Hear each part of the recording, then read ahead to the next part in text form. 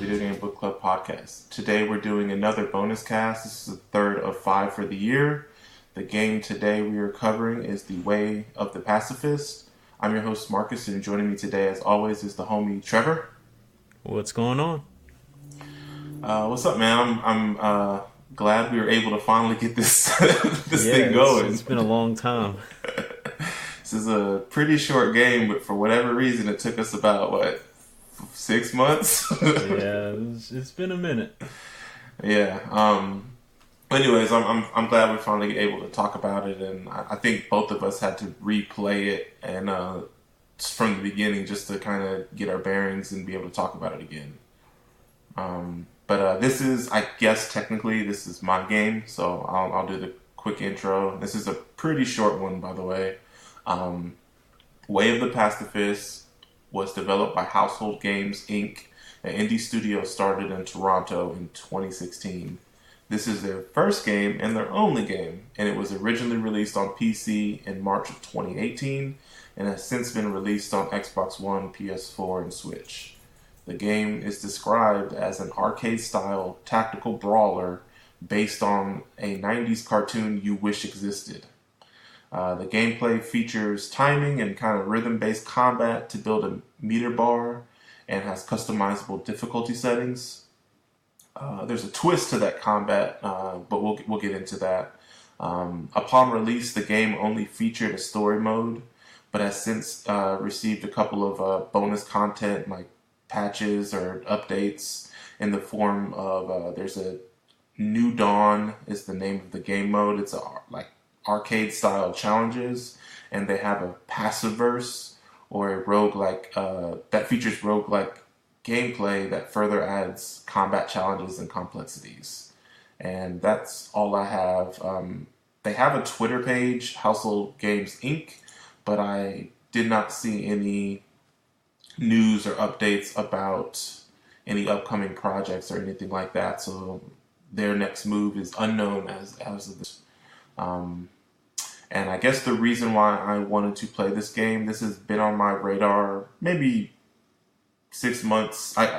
From when we initially wanted to play this game back in April, and so this had been on my radar at that point for about 6 months, and I just wanted to play a brawler. That is a genre that I grew up playing, and I remember playing brawlers as a kid, and it's a genre that I look back on fondly. And I remember back in our college days, me and Trevor were really going ham at Castle Crashers. So I thought Trevor would be a good partner in crime as far as tackling this game. But yeah, like I said, there's a unique twist on the brawler aspect of this game. But before I get into it, Trevor, what was the reason why you were interested in playing this game, and what's your background with brawlers?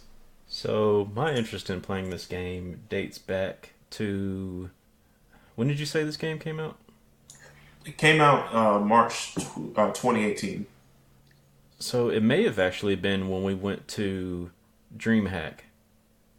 I think there was either a trailer or something I saw for it. Huh.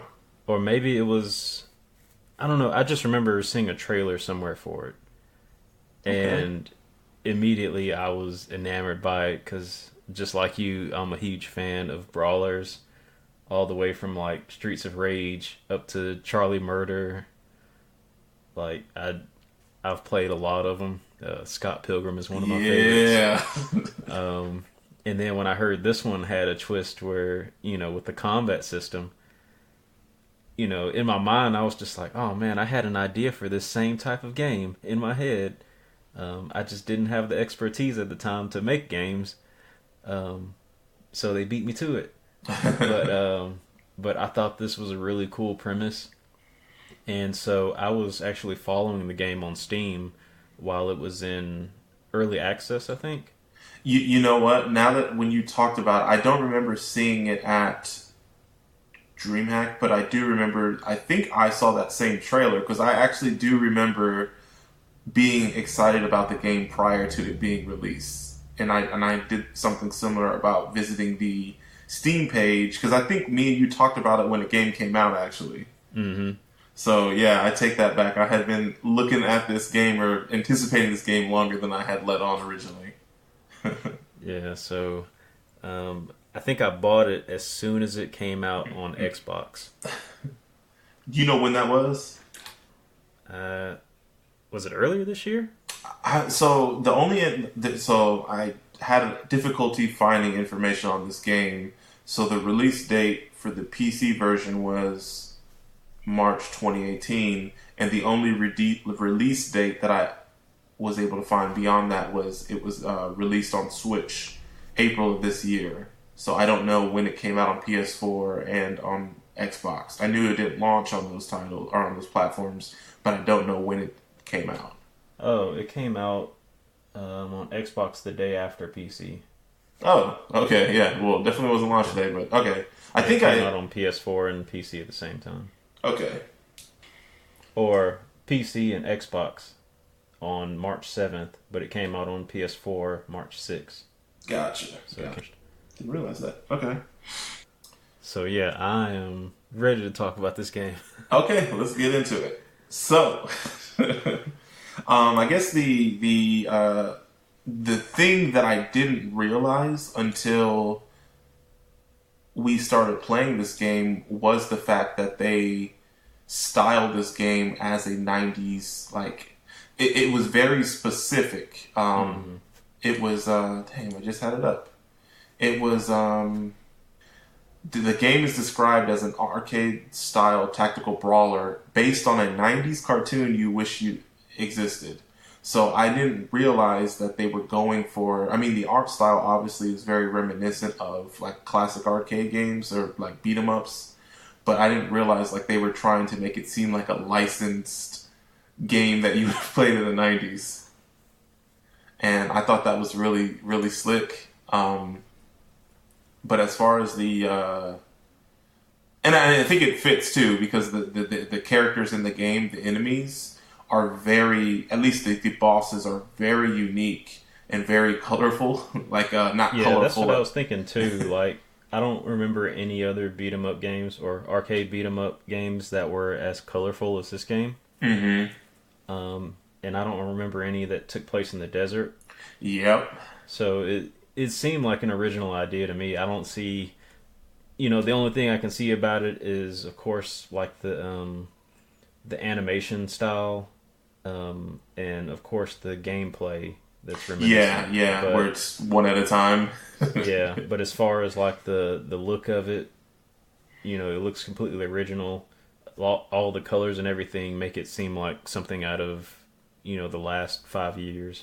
Yeah, so like it's a modern take because like even if you think about like in a desert setting, like normally like if you think of like Fury Road or like movies and just media set in the desert, it's usually pretty earthy tones. Mm-hmm. And this game is pretty bright. There's a lot of color in this game, just even what the characters are wearing. And when I was referring to colorful characters, at least with the bosses, I was just referring to their personalities and just like the way they are styled. I wasn't even talking about like the visual color, But yeah, so the story, I guess you could say, or just the plot is a mysterious figure known as the Wanderer, which is the character you play, travels across the distant planet of Zircon 5, a once prosperous mining colony that is now on the brink of destruction in the face of its dying star. By using the passive fist technique, the Wanderer can outlast any foe, and here's the reveal, by deflecting their attacks and draining their stamina. With colonists disappearing and maniacs running wild, the Wanderer must stand firm, stay calm, and fight for answers in this unique modern brawler. And yeah, so the combat in this game is this was the selling point for me when I initially saw this game, and I'm fair to say probably the same for you too, right? Right. Where it, unlike a traditional or just typical beat 'em up slash brawler where you're punching people, grabbing people, using weapons or whatever. There's no weapons in this game, and you're not attacking people. You are parrying and dodging, and basically outlasting characters. And so instead of having enemies having a health bar, they have a, I guess, like stamina bar. And so you when you encounter enemies, you are literally having to parry and dodge and their attacks. And so it flips the whole brawler aspect on its head. I don't really know how else to say it. Like, you don't go into this game mashing buttons. Like, Oh yeah. like you have to be super defensive. You have to be reactionary because there are tells when an enemy is going to attack you. But especially like from the jump, when you get into an encounter with somebody for the very first time, whether it's when you start the game up or it's just a new type of enemy, you have no idea what they can do. But you know the things you can do. You can what is it, parry, like dodge, and then the other thing is like a shoulder charge or a shoulder check, kind of to kind of push them off you, and that's it. There's no And punching. There's also no a dash. Oh, and a dash, yeah, and a dash. But that's it. And so, like, you will fight an enemy, and maybe he does 2 punches, right? And so he goes punch, punch. And then you have to figure out what you want to do. Like, do you want to dodge him? Do you want to parry him? And you're, like, learning the timing. And then maybe the next time you fight that same enemy, he's wearing different clothes, and now it's a different enemy. And so now he has a different attack pattern, or maybe even different attacks. And so the whole crux of this game, the gameplay is they throw super basic enemies at you that are easy to learn their patterns. And as you progress further and further into the game, you're fighting newer enemies, so you're always having to learn new patterns. And then by the end, they're throwing different batches of enemies at you, and like it's stacking on and forcing you to like learn all these enemies' attack styles and be able to outlast them, because at the same time while you're doing these dodges or parrying, you're building up a combo bar. And the bigger your combo bar, when you do your shoulder check attack, it will transform when you have a certain amount of combo to you can actually then do a punch, a single punch, or you can do a choke slam, or you can do this attack if you build it high enough where you like suck everybody in with your fist and then slam the ground and like kill everybody on the screen. Iron Man has a move in Marvel vs. Capcom 3. Can't think of the name of it. You're talking about Repulsor, where he sucks people in? Is that what it is? You talking about Repulsor Blast, like the little thing, and then like he holds it over his head and it pulls the enemies toward him. Yeah. That's what it reminded me of. It's not as good as Repulsor Blast, but yeah. So you're building up the combo bar, and by being a pacifist,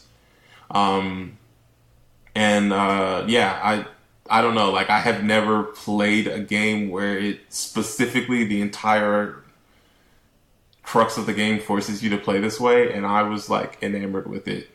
How about you, Trevor? Yeah, this is my type of game right here, because even with like traditional beat 'em up games, I'm usually like a button masher in the beginning, but then once I get to more difficult enemies, that's when I start learning the combos. But this game, from the jump, like, you have to build combos. Like, that's the only way to progress. It just is so cool for a brawler to kind of teach you patience and recognizing patterns. It's like, I don't even know how to describe it, man. I feel like you can go so like, not literal, but like you can kind of go like brain dead, or just like turn off your brain when you're playing like normal beat 'em ups, where you're just, I'm stronger than this person. You know, all I got to do is just keep punching them or whatever. Sometimes there's tricky characters that you have to attack a certain way, or you can only exploit them with a certain move, or they, you know, like certain things like that. But in this game, it's like every encounter is like so unique in that sense where it's like, okay, I've never fought this character before. What do they do? But you also like don't want to get hit by them because you don't want to drop your combo either, you know? And then along with that, that makes the encounters unique is it's a completely different makeup of enemies. So you might be blocking one type of enemy from one side, but then they kind of alternate when they attack you. Mm-hmm. So you kind of have to switch up your game plan with each enemy. And so if you have like four different enemies attacking you at once, you're constantly going back Cycling and through forth. it. Mm-hmm. Yeah, so it's not like you're fighting a character till they run out of stamina. It's like, okay, this person does their two attacks, then another guy is up and he does his different attacks. And like they're different enemy types. There's like the brawler types. There's characters that have projectile attacks. There's characters that are grapplers and grab you. And then even amongst those specific characters, like there's a grappler character. And there are four or five variations on that character. So like one pattern may be grab, punch, grab, and then the next character might be grab, grab, punch, and then the next character may be punch, punch, grab. And And then then on they top of also that, oh, go ahead. I was gonna say say they something. also switch up the timings on Yep. things too. So like sometimes it's a quick double like punch, and then sometimes it's punch, grab, you know, like something like that. And so like Yeah. it's a real like plays with your mind because you're like, okay, I got this timing down, or you know, I know what the attacks that this character archetype can do, but then when they like speed up or like they slow down and like to make you drop your combo, it's like it's very stressful in a like, Yeah. why is this like so stressful? When you drop a combo and start all the way back over. Oh my god. Or like so the way the game progresses too is I think it's a relatively short game where it's 10 levels and every even level is a boss. So, you know, levels 2, 4, 6, 8, and 10 have bosses on them. So, and then the way the individual levels progress is there's like, I guess what is it like 4 to 6 checkpoint, not checkpoints, but like sections on a Yeah, on a level, scenes. scenes, and so there's been like, and there's checkpoints interspaced throughout a level. So you interact with the checkpoint, and then if you were to die, then you start there or whatever. There was so many times when I first played this game where I was like literally one hit from dying, and I like because I was facing new enemies and I was trying to learn their attack patterns and I kept getting hit, and I would have be like one hit from death. And I'm like, oh, I gotta go through 2 more scenes perfectly Gonna make it. to make it. And those, it was so rewarding, like so rewarding. And then on top of just like the whole, the combat mechanic, another thing, and we can touch on this now, like the environment plays a big role in this game. And I really dig the fact that it was in a desert because there's, I guess, environmental hazards, I guess, in this game. Like, you know, you have the traditional, like, the landmines or whatever, but, like, sometimes there's, like, a sandstorm going on, and so you literally can't see, and you can only, like, dodge and parry based off of hearing, and just, like, your view is, like, super, what's the word I'm looking for? Obstructed, impaired. And so you have to rely on the timing of the grunts from the enemies when they're doing their attacks in order to know the timing. So anytime I was doing a attack, or excuse me, I was continuing a combo with impaired vision, I felt godlike. Yeah, it was the same way for me. Like, as soon as, you know, a scene started, basically the majority of the enemies that you would face would spawn, like they would either jump into the screen, and so you would kind of have to take note of that as soon as they enter the screen, because along with like the striking enemies or the grapple enemies, you also had enemies that throw projectiles. Mm-hmm. And there were some instances where I was like only concerned about the enemies that would jump straight up, like they would fight me toe to toe. But then I would be waiting for the next enemy to come up, and it would be like somebody throwing projectiles from across the screen. Yep. And so those, had changed up the game even more, because sometimes they threw projectiles straight, sometimes they threw them up with an arc, sometimes they threw them like a boomerang, and they would either go straight to you or go over your head and come back around. Sometimes they threw more than one back to back. Sometimes they threw Molotovs that were like slow lobs. And so you kind of had to like wait for it before you try to grab it. Yeah, and I don't know. Everything about the gameplay, I just really, really dug. Even down to So how many times did you play this game? Because you didn't beat it back when we started playing this game, right?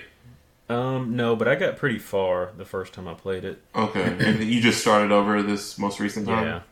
So I probably got to like level 5 or 6 the first time. And I remember playing I had turned up the difficulty a little bit when I played it then. And I think that was probably why I stopped playing and didn't finish. It was because I got too frustrated with it. Gotcha. So just to relearn the game when we started playing it this time, I brought down some of the difficulty. Mm-hmm. So just to kind of explain, this game has a really cool way of customizing the difficulty of the game. You can, once you start a new playthrough, it gives you a set of options where you can change the strength of the enemies, the number of enemies in an encounter, the amount of items that you get, the amount of healing items that you get per level. What else? The health, the amount of health that enemies have. So it has these sliders, and as you change the sliders, it actually changes your character's appearance, which is pretty cool. But it lets you customize like how you want to play. So for this second playthrough that I did, I basically raised the enemy strength and health, but then I lowered the amount of enemies on the screen, just to kind of see like, okay, I want to go one-on-one with these enemies. One of the most frustrating things for me is when you're playing a game and you're getting double teamed by a bunch of enemies. So I thought it'd be easier if I reduced the amount of enemies on the screen at one time per encounter. Gotcha. So go ahead. So did you change any of the difficulty settings? So the first time I went through the game, I did not. I just kept it on, I guess, normal or default, so everything was base level. But then the second time, I turned up the amount of enemies you fight, and I turned up the strength or the strength of the enemies. But I didn't tweak the amount of healing items or because there's the other one. I don't know if you mentioned it was like your parry timing. Oh, so yeah, your combo would drop if you did a late parry or early parry. So even though you technically did parry, you didn't do a perfect parry, or it would only your combo would only continue if you did perfect parries. And I was like, I'm never good at that in video games, so I was like, I'm not touching that one. But yeah, that was the one you had forgotten. And I don't know, like I was just thinking about it too. Like there was even kind of going back to the combat. There's even enemies that you can't kill unless you have a high enough combo meter. Right, you have to use your special attack. Yeah, like the robots. There's these like robot characters that like they take no damage, or like they don't get tired because they're robots. They don't have a stamina. Like they have a stamina bar, but it doesn't go down. And so the only way you can defeat them is to build up your combo bar, and then the other enemies are the Shadow Warriors, which actually I looked it up. Those were patched in. Those weren't in day one. Man, those things make me so mad. I still never figured out how to defeat those enemies. I would just kind of dash around and wait them out until they lost their.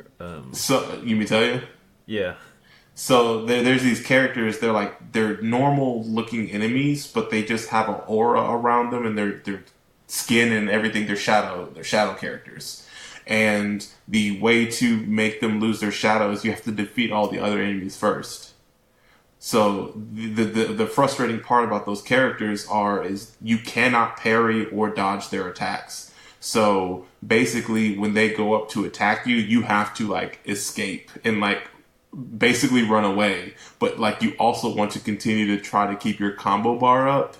So you kind of have to like it's a tricky like situation, but yeah, like those characters were super frustrating to deal with the first time. I didn't know until later on in the game. I was like, oh, if I kill everybody else, then this thing happens. So when I played it the second time, I already knew. I was like, I'm just gonna keep my combo going, and then when I see one, I spin my combo thing just to kill everybody, and it will knock them down, and then they will lose their aura and then get up at full strength. But at least you can parry them at that point because they're not Shadow Warriors anymore. Yeah. Yeah, and I guess worth mentioning, the title of the game, "The Way of the Pacifist." Obviously, Passive Fist is a play on the word pacifist, but also the character in the game, the Wanderer, has a metal hand. One, that's really cool. But then the story in the game, I guess you could say, is that this doctor is experimenting on people. So there are, beyond yourself, they're the final bosses, or the not final bosses, but the level bosses. They also have been experimented on, and so it's a really interesting group of characters. There's a dude with basically a tire, like a spiked tire for a hand, or something like that. There's a dude that has like a magnifying glass welded into his shoulder. What are the other guys? There's a dude that's like a miner, like a. Oh yeah. There's the one that has the big scorpion tail. The botanist, yeah, that has like the big scorpion tail, and yeah. So there's some interesting characters in this game, and then like also who, like, yes, you're playing in a desert environment, but there are like changes in scenery because I think there is like a plant, like a greenhouse, or yeah, it's like that's the one where you fight the scorpion. Yeah, and then there's also the one is in a cave. The sun worshippers are really cool because they have they usually like they worship the sun, so like all the characters on that stage are like have glass shards in their bodies, and like it's like super intense, and so like that's the one where the final boss uses the magnet, or not the magnet, the magnifying glass on his shoulder to shoot like laser beams at you. And then, like, the planetarium or greenhouse boss, you're fighting a lot more, like, creatures that come out of the ground that he's planted, I guess. Mm-hmm. And they look like, I don't know, like, they're a mix of pincers and scythers. Yeah, I knew they looked familiar. It was like Pincer's body with scythers' scythes. Man, I was trying to figure out this entire time, like, where do I know these enemies from? Yeah, like it's a Pokemon. That was the first thing I thought of. I was like, what are these scythes? Look them up. So one thing that caught my attention when playing those specific enemies was when you first start encountering them, they actually do like a special animation when they come onto the screen.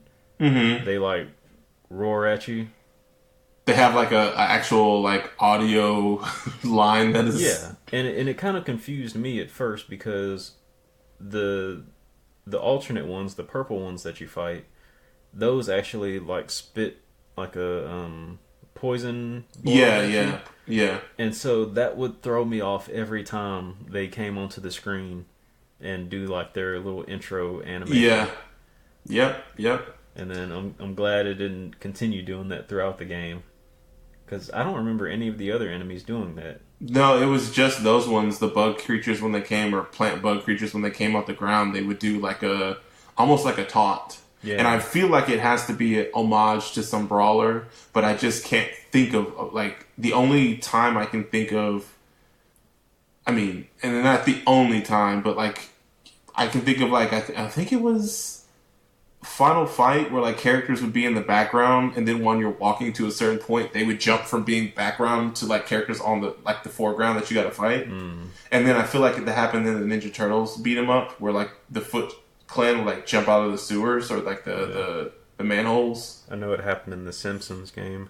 Yeah, yeah, and I feel like it had to be like an homage to that. So maybe there was a game where the characters, when they appeared on screen, they would do their taunt and they were invincible, and then you know you could hit them. Because I was gonna say the other thing with the bosses, where they were the only characters in the game that had like an audio line, um, or a voice line, I guess you should say. And it was always like when you would see the boss, it was like a subtitled interaction until the last line, and that would be read out loud. And it reminded me of I don't know if you ever played the Captain America and the Avengers. It's like back on like Sega Genesis and Super Nintendo. It was also an arcade game.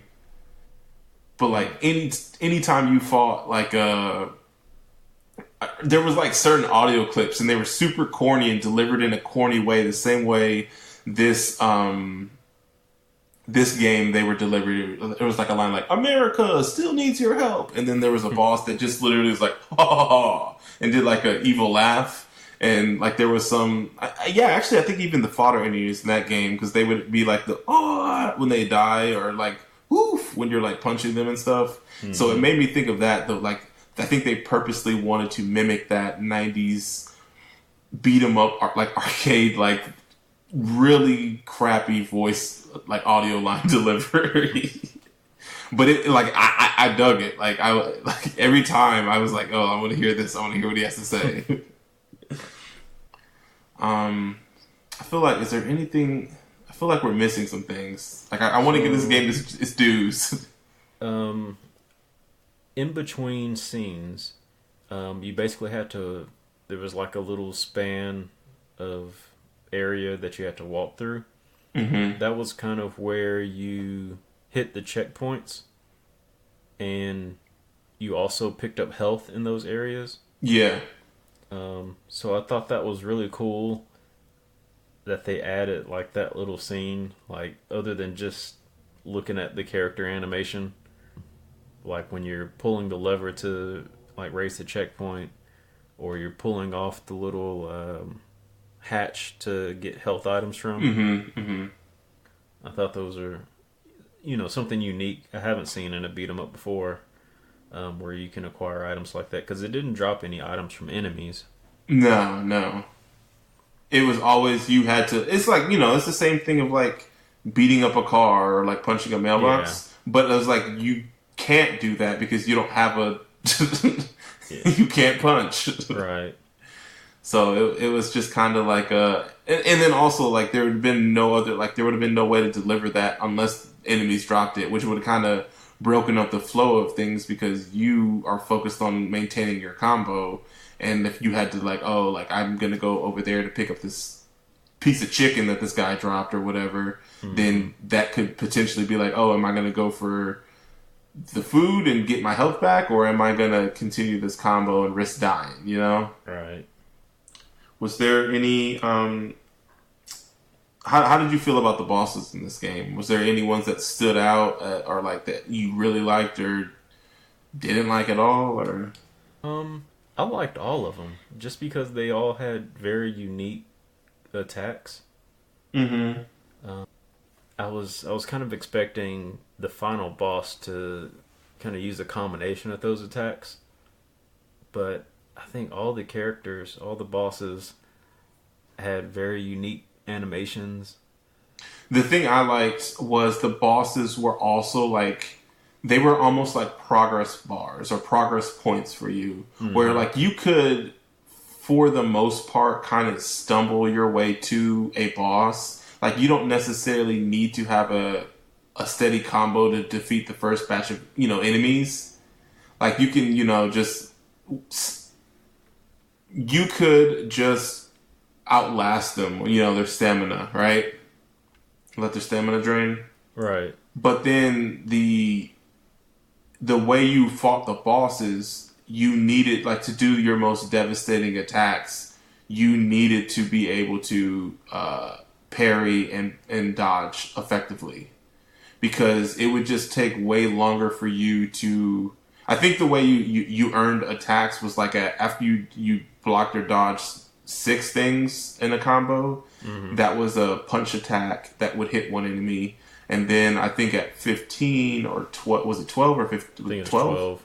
At 12, you got like a choke slam attack that you would do on one enemy, and when you slammed, enemies around them would take damage and fall down as well. And then at 25, you did that devastating, like, suck everybody in with your fist and then slam the ground and kill everybody on the screen. Well, it didn't kill bosses because it wasn't strong enough to kill bosses, but it took off a grip of their health. And so, like, for that first boss was the dude, I think his name was Breen. He was a big dude with a spiked tire for an arm. Mm-hmm. And so, like, his main attack was shooting the spiked tire on the ground at you, kind of like the boomerang pattern that Trevor was saying, where it would go to you, then come back to him. And then he also did this attack where, not even attack, but this move where he would spin the tire in his arm and then hold it to the ground, and that would start like a sandstorm and make things really low visibility. And he was pretty straightforward. He really only had those two attacks, but he had hordes of enemies that kept coming. So you were building up your combo bar, combo meter off of the fodder enemies and the hordes of enemies. So then when you did use the punch or the slam, he would take damage as well. And I thought that was like a really instrumental because it forces you, like, you're not going to be able to beat him until you are able to successfully build up a combo. Right. And then for like the third boss, or excuse me, the second boss was the Sun Worshipper level stages, and the guy, his name was Tanner, and so he had a staff, and then he had that magnifying glass in his shoulder, and he had like a series of stabby attacks with his staff, and then he shot a laser, like a super concentrated sunlight laser from his... Super accurate. Yeah, super accurate. And he also had fodder enemies. So, like, I feel like with him, it was forcing you to be able to learn patterns because I think the enemies specific to him were, like, I think with him, there was multiple different types of the same character archetype. So you had to be able to be like, okay, this is the character that does 3 quick punches. 4 quick punches. This is the character that does 2 normal speed punches and then a really slow third punch. And like being able to distinguish between those two while also being able to like deal with the boss potentially shooting lasers at you or what have you. And I feel like every single boss was like instructive in some way or another. Trying to think what the other two was. Dredge was the drill boss, and I felt like he didn't have any ads though. He didn't have what? He didn't have any like added enemies. Yeah, he didn't have any goons with him. But what he was like this dude that had like a wheelbarrow on his back with like spikes sticking out of it, and he had this huge drill. So he would like prod you with the drill, and then he would get into the wheelbarrow, like kind of like think of like a porcupine, and do this spin attack that like hit all sides of the screen. And so you had to learn how to deal with his attacks head on and like be able to deal with that and continue to build a combo that way. And then for the ones who grew up with the DVD players that would have the idle screen where the little DVD logo would bounce across the screen. Oh yeah. This or it's a screensaver too. Right, yeah, screensaver too, man. Like the old I think it was the Time one for. Oh yeah, it sure was. Mac on PC. I thought Mac had it too. Anyways, yeah. People with the DVD screensavers, it was your time to shine, like Trevor said. And then they had the Thornburn, which was the guy that was at the greenhouse. And so he was an old man that planted enemies with this huge vat of like liquid on his back. But then he had this giant scorpion tail that will attack you. It will stab you the moment you get close to him. And he's just roaming around the screen, planting more enemies, and you have to like deal with the enemies that he's planting, while also avoiding being close to him so his tail doesn't attack you. Because I could not, for the life of me, ever time the parry on his tail. Were you ever able to parry his tail? I didn't even try. It was so fast. Like I would try to get to one side of the screen. And then, like, slowly work my way around until I got enough combos or combo power to do my special attack. And I would try, like, if you let him get halfway through and there aren't any enemies near you to build your combo meter with, I mean, there's no way around him. Yeah, it's rough. And then on top of that, too, he's only going to put I think he only does 3 or 4 enemies at a time. So, like, you have to, like, deal with the 3. And otherwise, he's just roaming around and not stopping. And it is rough. And so, like, it was interesting fighting him because he's literally a boss that you beat by not touching him. Because you can't hit him. His tail will always attack you. So you have to, like, rely on the choke slam and damage him from the area effect of that. Or the little suck-in one. The 25 combo attack that you get, because otherwise you're not going to hit him at all. Mm-hmm. And that was super cool, I thought, too, where it's like, this you literally can't touch this boss, but that's how you have to beat him, by not touching him. What'd you think of the final boss? Dyson. That was the most frustrating character. Mm-hmm. Simply because the timing is even more critical in him for some reason. Mm-hmm. Like, he has 3 different attacks, I believe. The first attack that he usually does is the little spikes that come out of the ground. Yeah. And with those, this is probably the most unique attack, because you have to turn different directions in order to block the attack. You have to go between left and right because you get attacked from the front or the back. Mm-hmm. And the thing I guess we didn't say in this game is you can't parry. You have to parry facing the person or dodge facing the person.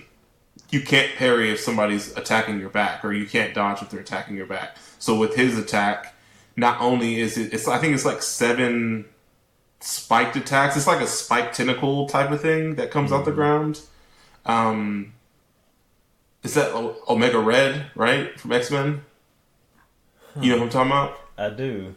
He like has the spindly, like, metallic cables, right? Yeah, that's him. Yeah, so, like, these come out the ground, and so, like, you'll, like, maybe I think it's always 7 attacks that you have to block or parry, parry or dodge. And you are not only having to figure out which one you're going to do, but you also have to face the direction that the cable or the tentacle is. And so that is super tense, because it could be like the first time it could be like left, left, left, right, right, left, left. Yeah, and I don't think there was a pattern to it at all. There was not a pattern. It was random. So then the next one was like right, right, left, right, left, left, left, or something like that. You know, it's completely different. And then he also had just like a quick stab where it was 3 tentacles that just went up in a row that you had to. I don't even know if you could parry those. I think you just had to avoid them. No, I think you could. No, you're talking about the 3 that came up. So that's basically like a grab. You could dodge it. Yeah, you could parry or Right. wait, you could dodge it or like dash to get away. Dodge. Oh, I always dash to avoid it. Yeah. And I think that's one thing we didn't mention earlier when talking about the difference between parrying and dodging was basically dodging takes a little bit longer than parrying.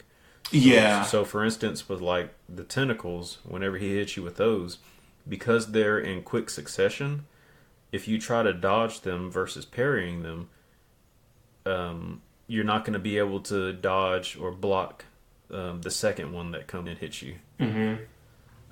So you had to be. That was another thing you had to be conscious of because, like with the enemies that throw projectiles at you, there are some that throw two projectiles. You can actually catch and throw back the projectiles. Yeah, with the dodge. So if you choose to dodge the first one, it'll actually catch it, but you won't be able to dodge or block the second projectile. Yeah. I actually, you know what? I forgot that there was a difference in the length of time that it dodged because for like I didn't remember the patterns when I played this game, but for whatever reason, I just gravitated towards parrying the second time I was playing. So I like that was it was super subconsciously ingrained knowledge because I didn't realize like there's legitimately a reason why I'm doing things this way, but I don't know why. Yeah, and I had completely forgotten about that. You can dodge pretty much every attack that you can parry, except the recovery is a lot longer. Yeah, it was like the one enemy that did like the cross body slaps and then the heel attack. For whatever reason, when I was playing the second time, I told myself, normally you dodge the heel attack. Like you as in Marcus. Like for whatever reason your pattern was parry, dodge, parry. Or, you know, parry, parry, parry, dodge. And like so I did that, but I didn't remember why I did it. You know? And that explains it, because when you try to, like you said, when you try to parry or dodge a fast attack, you're gonna get bodied by the next one. Yeah. I tried to dodge specifically for grabs and projectiles. I think that was the only time I used dodge. For everything else, I just parried. I like dodging the projectiles that were the boomerang and throwing it and killing somebody that was behind you. I really like doing that. But yeah, so like we were going back to the final boss, Dyson. He had the 7 tentacle attack. He had the like the grab one that Trevor said you could dodge or dash from, and then the hardest one was he did this laser shot out of his chest, and he shot 3 in kind of quick succession. It was like shot, shot, shot. I guess that's not that quick, but it was like super hard to dodge. Yeah. Like you had to like dash to get away from it, or like be moving up or down. But the thing is that it left like a trail, the laser. So if you walked across the trail that it left, then you would also take damage. And that was... He was super hard to fight against on the second time I was playing with the added damage. Because if I got hit by 1 laser, I was already at half health. So 2 lasers bodied you. And don't let him do those back to back before I can even build up a combo. Because he shoots 3 and usually I'm already in a corner. And I'm like, damn, I can either go left or up, but I don't know if I have enough space to dodge all 3 of these. Yeah, definitely. If he starts shooting his lasers and you're in the middle of the screen, he's gonna hit you with that 3rd one. Exactly. It's either that, or if you were like, if you were too far to the corner where it was like, well, I can either go at him and take the damage, go down and take damage, or go up. And then once you run out of real estate at the top, then it's like, damn, I'm gonna die. I'm gonna die. But yeah, I think all in all, like I think the first time I played this game, it took me about 4 hours on normal when I was like 4 to 5 hours trying to learn the patterns and everything. But this second time, I blazed through it. Like I mean, harder difficulty or like more of a challenge. I did bigger batches of enemies that hit harder, and I didn't die on anybody except for the bosses. And I think it took me maybe about 2.5 hours the second time. Yeah, that sounds about right. I think the sections of the game, like after I was able to replay and kind of relearn some of the stuff from my first playthrough, Mm-hmm. it only took me maybe like an hour to an hour and a half to get back to where I was, and Gotcha. then maybe another hour to an hour and a half to finish. Gotcha. Did you mess around with either of the other game modes? No, I didn't get a chance to.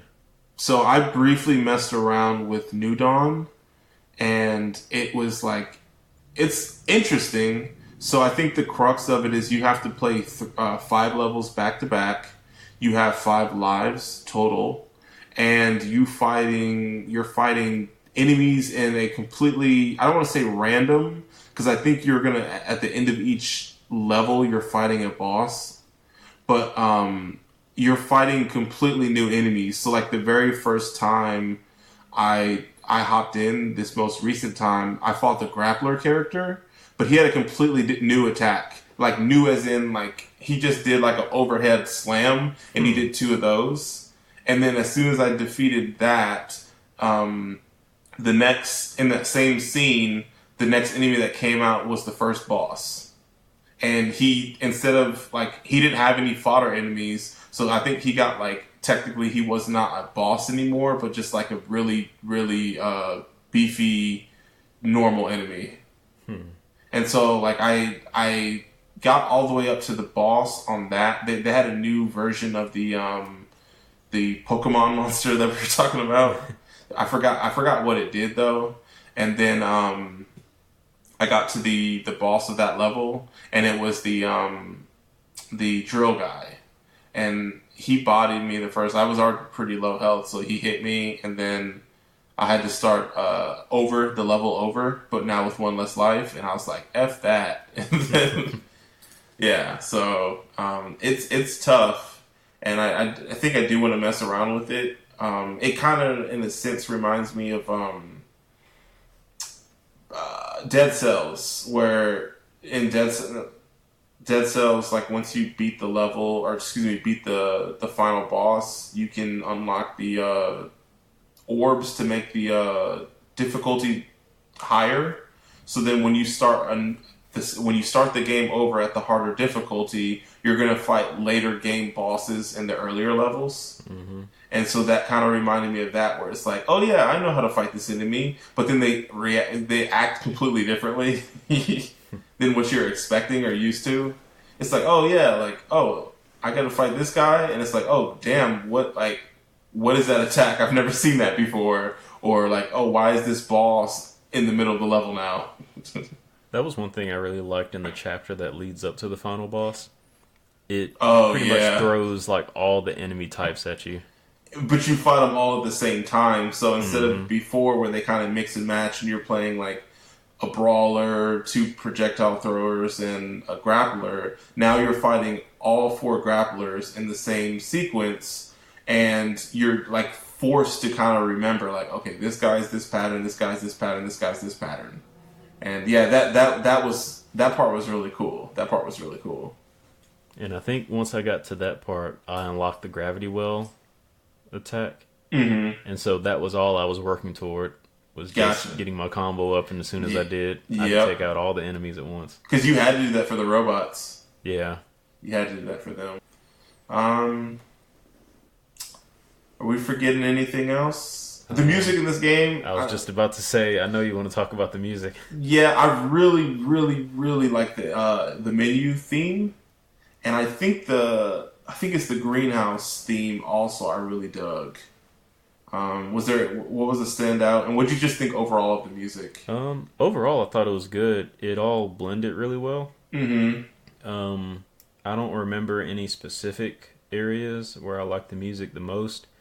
It kind of kept like an upbeat rhythm the entire time, and I guess it goes along with like the attacks too, because like you were saying, there's kind of a rhythm to it. Mm-hmm. So I think the game tried to pay attention to that to make sure that, you know, it wasn't playing like some somber music while you were doing all these fast combos. But I think you know, the music fit very well. It made the game feel upbeat, kind of fast paced. So I'll have to go back and find the soundtrack Mm-hmm. and take a listen to it. Yeah, yeah, definitely. I like the music in between the music in between levels. That guitar that's like the down down, like that's pretty cool. I just pulled up too the differences with the New Dawn and Passive Verse mode. If you want to hear about them, so New Dawn takes place after the events of Way of the Pacifist. With the evil mastermind defeated, a new threat emerges to threaten all life in Zircon V or 5. With the focus on challenge and combat complexity, New Dawn will require you to take your parry skills to the next level. With no checkpoints, you will be giving 5 lives to make it all your way through New Dawn stages. So, like I said, I died at the end of that level, and then I had to start all the way back up to the beginning. And then with Passive Verse, says the ultimate training ground for the truest of parry masters, the Passiverse is a roguelite gameplay mode that features ever-changing combat challenges and a non-linear structure that lets you choose your path. Sounds very Dead Cells-ish. Survive long enough and you will find upgrades to unlock your abilities, but you only get 1 life, and when you die you have to start all over. Take on the hardest challenges to get to bosses more quickly, or take the easier but longer route and test your stamina. The choice is yours, but only those who walk the way of the master may proceed, so make sure your timing is perfect. And so they have a screenshot, and it's like you get to choose your way, and so like it looks like there's they assign like 3 different levels that you could choose between, and there's different difficulties, and they kind of show the enemies that you will face on those levels, and it says like this is how many, just call them fists. And so like it's like, oh, this level is 1 fist, this level is 1 fist, this level is 3 fists, and it says you currently have 0, and to fight your next boss you need to have 3. So you can like, you know, play one of the 1 fist levels and have 1, but you're still 2 from getting to the boss, or you could get straight to the boss by fighting the 3 fist level. And you can even see, like I said, like what type of enemies you will encounter depending on the level you choose. So that actually sounds really cool. Yeah. Yeah, this game has, like, I wish it was as long as the Scott Pilgrim game. I disagree. Like, well, Scott Pilgrim isn't like super long. It's not as long as Castle Crashers, because Castle Crashers, it's like a 12-hour game. Yeah, it's pretty long. Scott Pilgrim, I feel like Scott Pilgrim, and maybe this was because I was a scrub, but like you had to grind out Scott Pilgrim. You had to grind out money. Yeah. And then once you got enough money, you could buy those items in like the first stage to make your character like have 50 plus strength, and then that's when you could actually play the game. Yeah. Well, because even if Pacifist, even if it was like an actual arcade game, it would be pretty short for that. Yeah, but it definitely, I think what they would do is they would throw longer levels at you, or you would fight more different types of enemies. So like some of those enemies that I was fighting in the New Dawn, I think you would fight. But honestly, for me, like when we said like it was maybe about a 2.5 hour game, I feel like if they maybe made it, and this is 2.5 hours after I know what I'm doing. Right. So I feel like maybe if they made it like a 6-hour game, no, not even that long. Because I feel like if you're playing the game and you don't know what you're doing, I don't want to say double it, but time and a half. So like it should take a new person maybe about 7 hours to play this game, and I think it should take somebody that is good at the game about 3 or 4 hours. So I think Pilgrim, the main story is 4 hours, and so I'm probably thinking it was longer because the main story plus extra stars. Gotcha. And I know I did pretty much everything in that game. Yeah, I don't know. I feel like this game, like the fact that you can kind of control your difficulty, and they have those 2 modes that they added to add replayability. I feel like it's at a good spot now. I don't really think that the game, maybe they could have added another boss, so like 2 more levels, but I feel like it's good now. Yeah. Do you have anything else for Maybe it's this just because I game. want to play more of it. Oh, I mean, hey, I just told you about New Dawn and Yeah, Passiverse mode, yeah, so you're I just have to gonna have check to get those out. yeah. Um, so I guess you dug this game, Trevor. Great game, great experience. Oh yeah, uh, like I said, I was following this game when it was Steam Greenlight, and so I'm glad I finally played through it and got a chance to experience it in full. Yeah, yeah, I'm the same way. I will say I'm kind of sad we played this game so late in the year because I I have my list of so far my rankings of the games we played, Mm-hmm. and I think that I don't know I would have liked to see this game higher up on the list just because it would have been like nothing. This could have potentially been like the number one game on my list at one point in this year, but it is not now because we played so many games. Like none of you guys would have known this was been my favorite game, but I would have been able to unless I would have said it like on the podcast. Like this is the Yeah, best game we played this year so far, or something like that. Yeah. This game is great. I think that I really, really, really dug this game. yeah. The last thing I want to say is I was just looking at the sprites for the game, and this animation is really good. I think the Hmm. character design was really well done, and it's displayed in the game too. That's the cool thing about it. A lot of games will have like really good character design, but then I don't know Whack the way, animations. huh? Whack animations. Yeah, it just won't be animated well, or it won't translate well in the gameplay. Hmm. But I think this game does a really good job of it because there's like screen grabs from the game, and even the screenshots from the game. Agreed. Agreed. And I guess it's safe to say we are both looking forward to the next game they put out whenever they or like whatever they announce next.